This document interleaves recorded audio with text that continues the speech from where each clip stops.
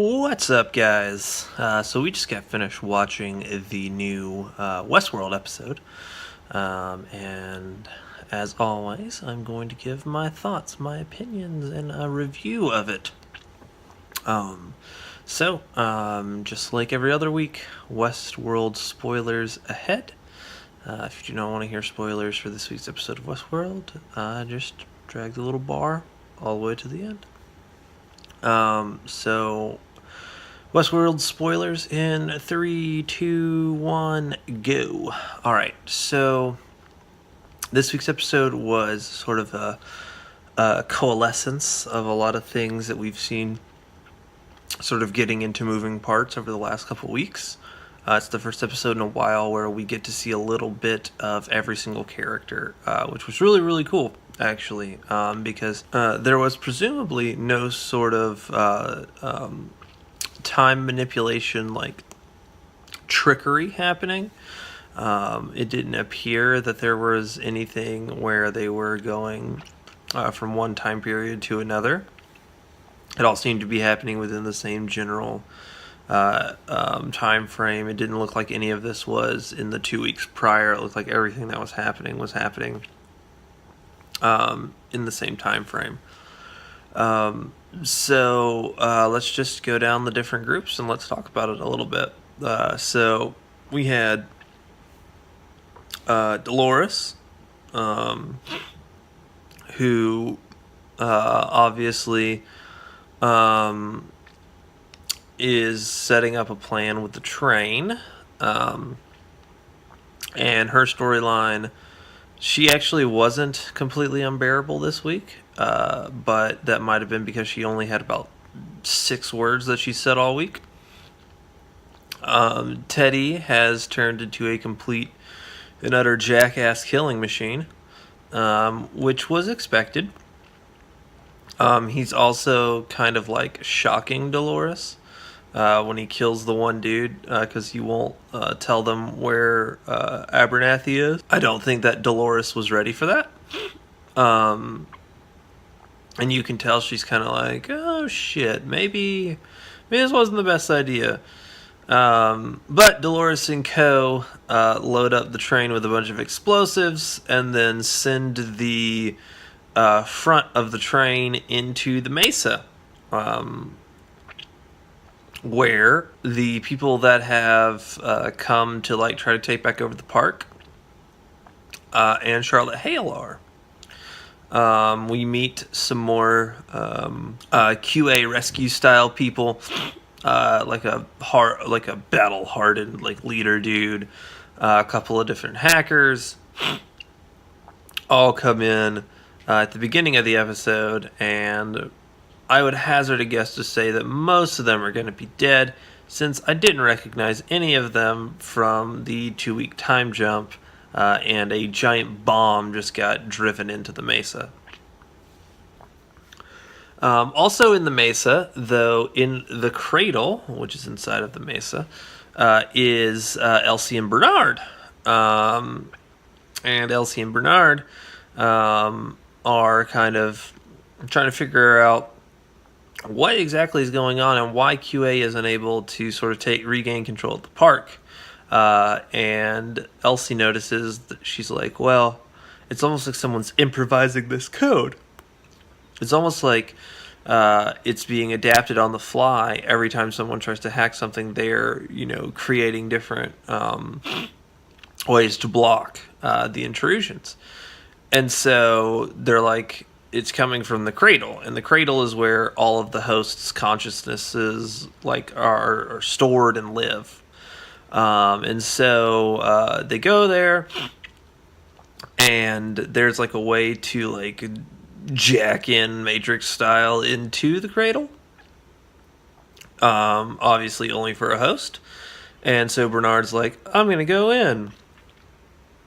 And Elsie is like, that's okay. That's only for older hosts, but have fun, I guess. And so Bernard jacks in, and then that's the last thing that we see in the episode, actually, is that Elsie's like, what the hell was all of that? And it says, distant explosion in the subtitles. So that was basically a way to like obfuscate what happened to Charlotte Hale and all these other people by just showing Elsie being like, oh shit, there was an explosion. I guess signifying that the cradle was a little bit further away in the mesa from where the train entered and exploded. So then you have Bernard sort of walking around Westworld, and the biggest spoiler of all this week, and something that everyone and their brother has been anticipating, is Anthony Hopkins is back, Robert Ford, and the last words he says to Bernard before the episode ends are, "Hello, my old friend."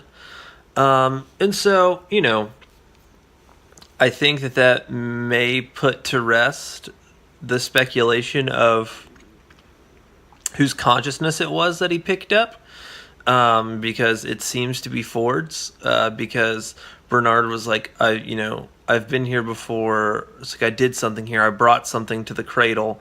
And so I think that he brought Ford's consciousness to the cradle so that it could be stored there.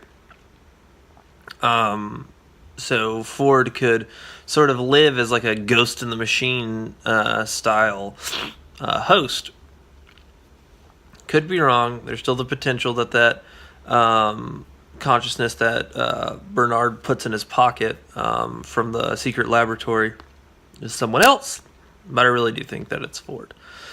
So that wasn't really any sort of surprise. Hopping back into Westworld, we also had a few scenes of the Man in Black and his daughter. Interestingly, the Man in Black basically suggests and says to her face that he doesn't even believe that it's really her when she first starts talking to him, that he thinks that Ford has stooped as low as to make his daughter a host, which is interesting because in the campfire scene, he goes,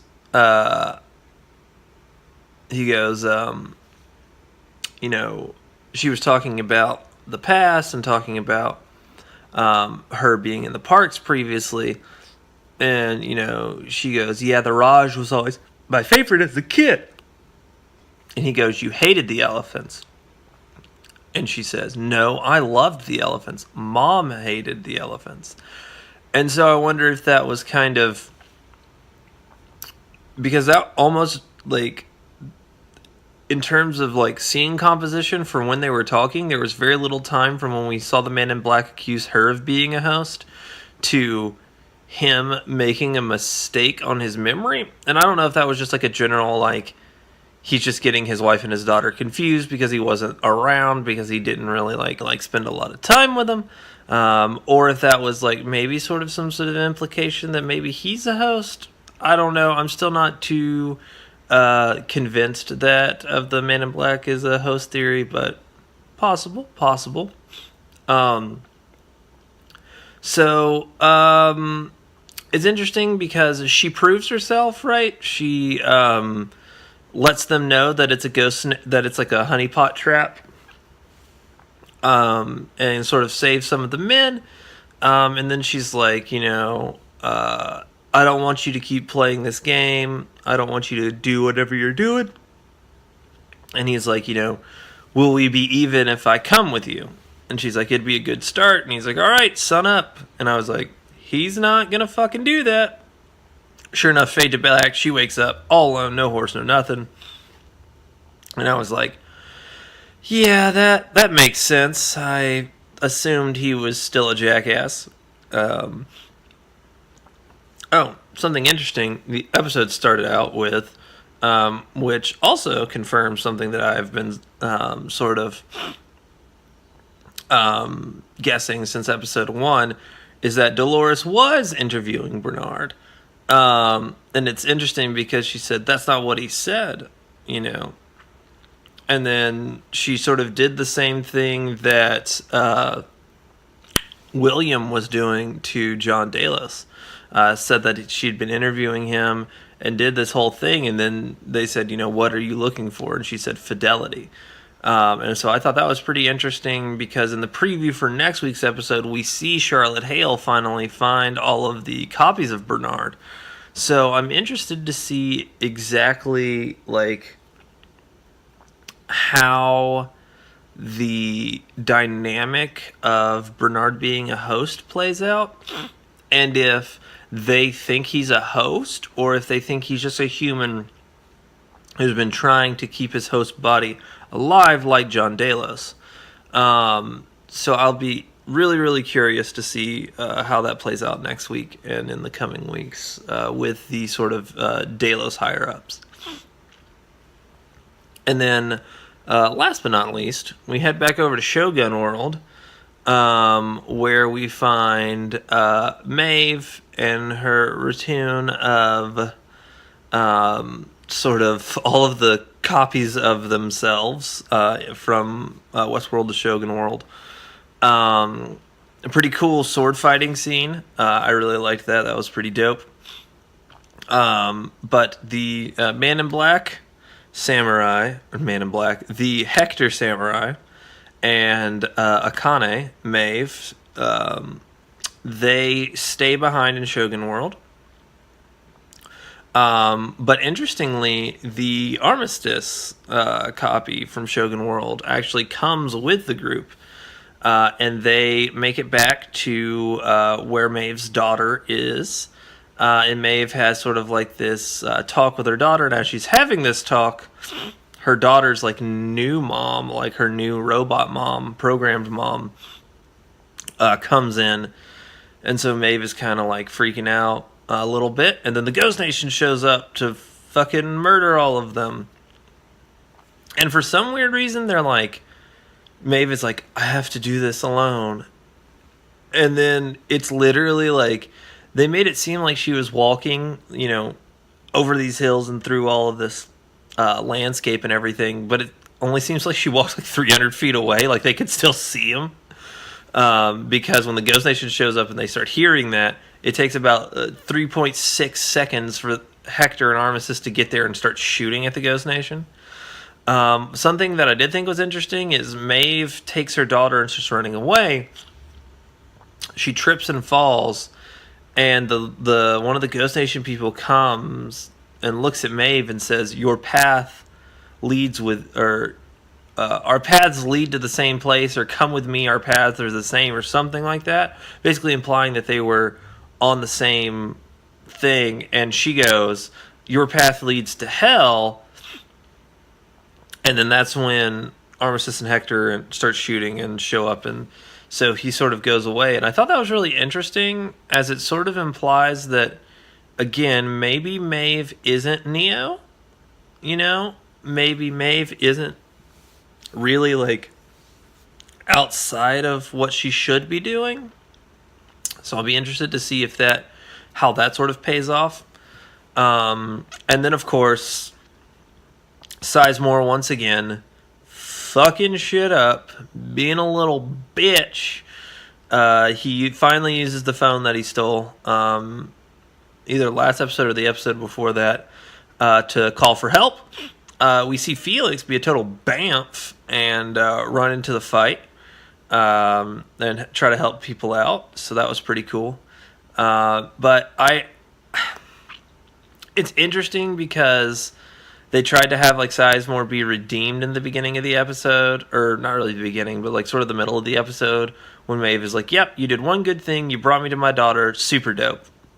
And it's like, oh, okay, so he's going to betray him later. Like, that was my immediate thought when that scene came on. So, I don't know. I feel like they're doing, like, kind of a stupid thing with his character where they keep making him completely irredeemable because he keeps trying to betray them and keeps trying to fuck shit up. And it's just like, I guess it makes sense from, A, his character arc that he's been going through, and B, the fact that, like, he's not really being persuaded by the hosts. Like I would assume because he's worked so closely with the host, he literally has created these narratives. In his mind, he's like, these are just like this, like it's just fucking data, right? Like he has no emotional attachment to it because he's so emotionally withdrawn from these like beings, if you will. So it's very, very bizarre. And then I guess the last thing, Charlotte Hale fucking nails Peter Abernathy to a chair, or has somebody else nail Peter Abernathy to a chair, like literally drove like huge fucking stake nails through his body. And I thought it was interesting because she goes, he's not going anywhere, and then there's like, oh, big huge explosion. So I presume that's how Peter Abernathy continues to escape, and why no one knows where the fuck he is in the 2 week later timeline. But yeah, that's kind of it. It was a nice episode because it wrapped some things up, it showed everybody, and it brought up new and interesting questions for the rest of the series, or the rest of the season, which is only 4 episodes, right? 7, 8, 9, 10, yeah. It's only 4 episodes. So, yeah. If you have any different thoughts or ideas, let me know in the comments down below. I'll be glad to read them and respond, as I do enjoy the Westworld discussion. But as always, this has been my thoughts on Westworld, and I'll catch you guys tomorrow.